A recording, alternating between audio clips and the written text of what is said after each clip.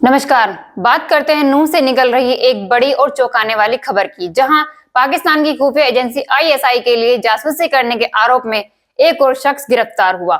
इस बार पकड़ा गया व्यक्ति कोई आम नागरिक नहीं बल्कि एक वकील है। नाम है मोहम्मद रिजवान खान, जो नूह के खरखड़ी गांव का रहने वाला है और गुरुग्राम की अदालत में वकालत करता था।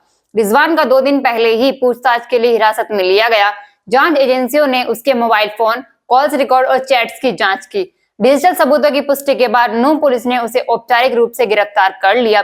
आरोप है कि वह पाकिस्तान की खुफिया एजेंसी आईएसआई को गोपनीय और संवेदनशील जानकारी भेज रहा था।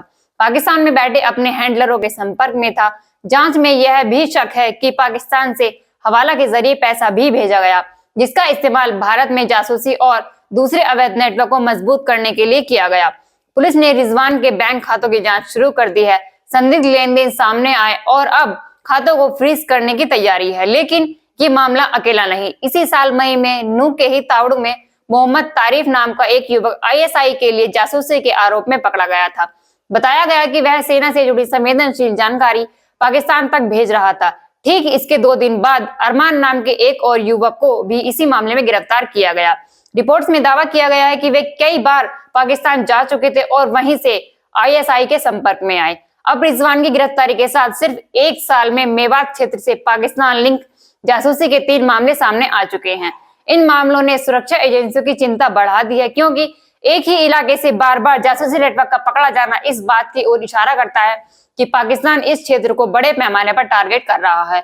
कभी बेरोजगार युवाओं को पैसे का लालच देकर फंसाया जा रहा है, तो कभी पढ़े लिखे लोगों को इस्तेमाल किया जा रहा है। फिलहाल पुलिस और केंद्रीय एजेंसियां रिजवान के संपर्क को, बैंक ट्रांजैक्शन, मोबाइल डेटा और विदेश संबंधों की जांच कर रही है।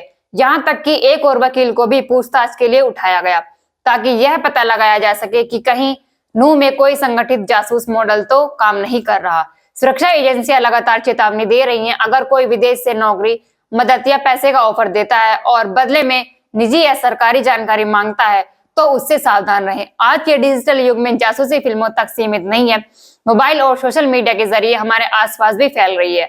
आने वाले दिनों में जांच यह तय करेगी कि नूह में यह नेटवर्क कितना बड़ा था और इसके तार कहां तक जुड़े हैं। लेकिन इतना जरूर है कि तारीफ, अरमान और अब रिजवान की गिरफ्तारी ने सुरक्षा एजेंसियों को और सतर्क कर दिया है और मेवात क्षेत्र में निगरानी और सख्त कर दी गई है। इस खबर की सभी जानकारी हम आपको देते रहेंगे। धन्यवाद।